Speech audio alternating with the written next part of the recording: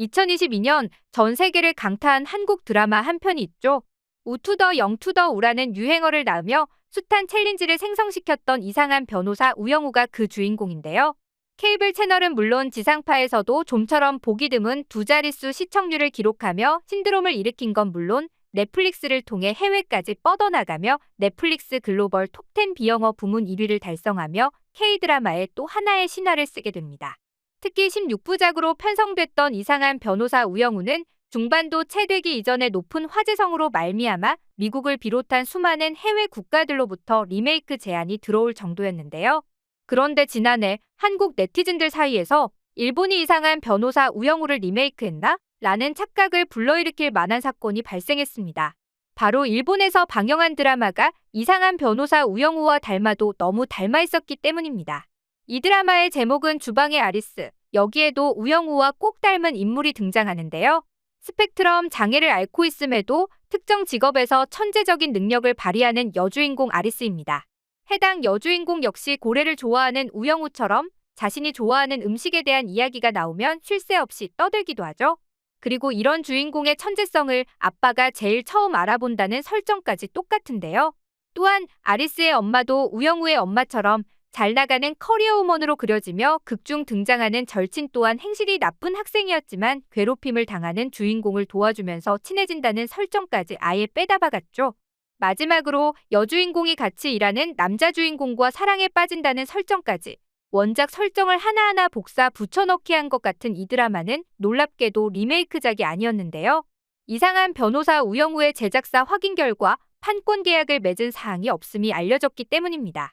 오죽하면 일본인들조차 드라마가 우영우와 너무 똑같다며 해명을 요구할 정도였는데도 방송사 측은 이런 반구도 없이 방영을 강행해 문매를 맞았던 사건이었죠.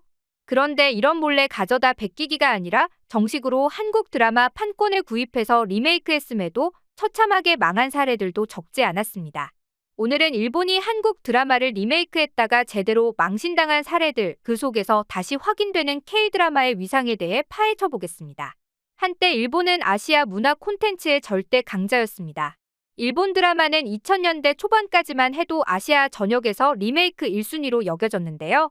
실제로 하얀 거탑, 꽃보다 남자 같은 시리즈는 한국에서도 리메이크돼 방영하며 엄청난 인기를 누렸죠. 하지만 지금은 그 흐름이 완전히 뒤바뀌었습니다. 한국 드라마가 세계를 이끌고 일본이 따라가는 시대가 된 건데요. 이에 최근 일본에선 자존심 다 내려놓고 한류를 이용하는 것이 세계 시장에서 성공하기 위한 지름길로 여겨지며 한국 드라마 리메이크에 적극적으로 나서고 있었습니다. 하지만 문제는 단순히 판권을 사왔다고 해서 성공이 보장되지는 않는다는 겁니다. 최근 일본은 같은 재료로 요리를 해도 요리사의 실력이 다르면 결과는 완전히 달라진다는 말을 몸소 증명 중인데요.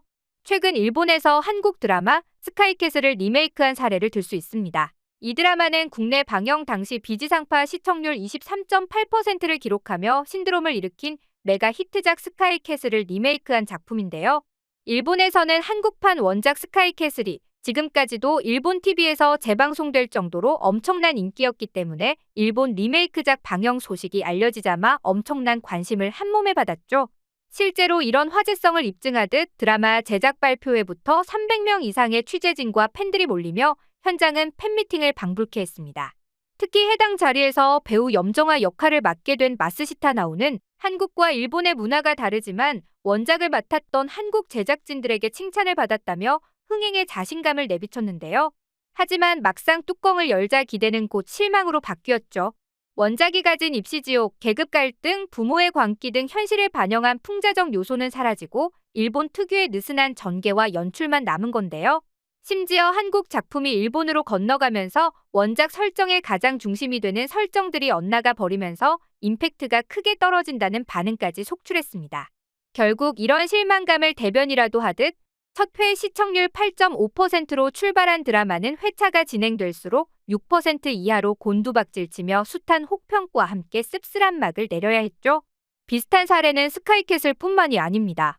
시그널도 일본에서 리메이크된 바 있는데요.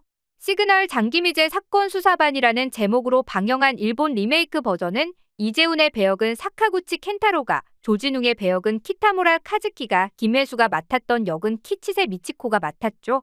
하지만 캐스팅에서 꽤 선방했다는 일각의 기대와 달리 한국 드라마를 좋아하는 많은 일본인 팬들은 제발 원작을 망치지 말아달라는 우려를 드러냈는데요.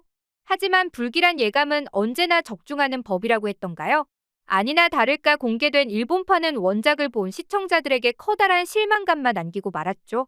배우의 비주얼은 그렇다 치더라도 일본판은 그냥 한국판을 그대로 복붙해 놓은 그 이상 이하도 못 되는 바람에 밋밋한 작품으로 전락해버렸다는 혹평이 이어졌는데요. 심지어 사건 묘사나 사회적 배경이 빈약해 원작의 묵직한 메시지는 흐릿해졌고 전반적으로 장르물의 매력이 반감됐다는 평이 많았습니다. 여기에 배우들의 어색하고 과장된 연기력에 대한 지적도 적지 않았는데요. 그 결과 일본은 해당 리메이크로 오히려 한국의 원작이 더 역주행하는 결과만 안겨다주고 말았죠. 덕분에 시그널의 리메이크판이 공개됐을 때 일본 드라마 랭킹 10위 안에 머물러 있던 원작은 단숨에 1위로 올라선 건데요.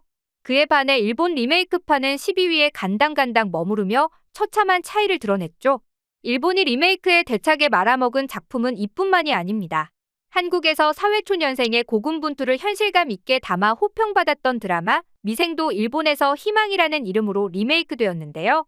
하지만 미생은 한국의 회사 문화를 고스란히 녹여내며 시청자들의 눈물샘을 자극한 명작이었는데 일본판은 회사 내 정치, 조직 문화의 복잡함을 전혀 다루지 못하고 그냥 잔잔한 청춘 드라마로 전락해버렸습니다. 특히 일본 드라마의 고질적인 문제인 분량상의 한계로 많은 내용이 잘려나가다 보니 연출과 설명도 부족한 채 붕 떠버리고 말았는데요. 사실 원작 미생은 등장인물 한두 명의 이야기에 치우치지 않고 다양한 등장인물들을 조명하며 그 과정에서 인물 간의 연대, 동료의 현실 직장인의 모습을 담아낸 게 가장 큰 특징입니다. 하지만 총 20부작이었던 한국 원작과 달리 일본에선 9부작으로 진행되다 보니 인물의 서사가 한국판에 비해 많이 약해져서 아쉽다는 평이 이어졌죠. 게다가 한국판이 한 회당 평균 70분가량으로 진행되는 반면 일본판은 55분 전후인 탓에 삭제되는 부분도 많았는데요. 결국 한국판을 먼저 본 시청자들에게는 중요한 묘사가 잘려나가는 바람에 이도저도 아닌 밋밋한 작품으로 남고 말았고 결국 6%대 시청률로 씁쓸한 막을 내려야 했습니다. 사실 과거 한류를 인정하지 않던 일본에서 최근 들어 급격히 한국 드라마를 리메이크하고 있는 이유는 간단합니다. 발등에 불이 떨어졌기 때문인데요. 앞서 2000년대 초중반까지만 해도 일본 콘텐츠 시장은 영광의 시대를 누린 적이 있었습니다. 하지만 지금은 거기서 한 발짝도 나아가지 못한 채 긴 시간 동안 드라마 제작의 한계에 부딪히며 부진의 늪에 빠진 결과 그 사이 한국과 일본의 격차는 크게 벌어지게 되었죠.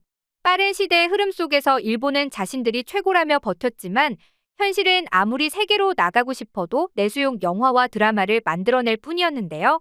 그래서 일본은 큰 마음 먹고 한국 드라마를 리메이크하며 과거 드라마 강국의 영광을 되찾으려 했던 것입니다. 하지만 진짜 문제는 따라하는 것조차 제대로 해내지 못하고 있다는 점이죠. 한국 드라마가 쌓아올린 수십 년의 노하우, 제작 시스템, 시청자들과의 감정 교류, 그리고 그 안에서 자라난 문화적 밀도는 흉내로는 절대 따라잡을 수 없는 한국만의 경쟁력으로 자리 잡았는데요. 앞으로도 K-드라마의 위상은 전 세계를 이끌며 더욱 커질 것이라는 생각이 드는 대목입니다. 여러분들이 아는 비슷한 리메이크 사례가 있다면 댓글로 남겨주세요.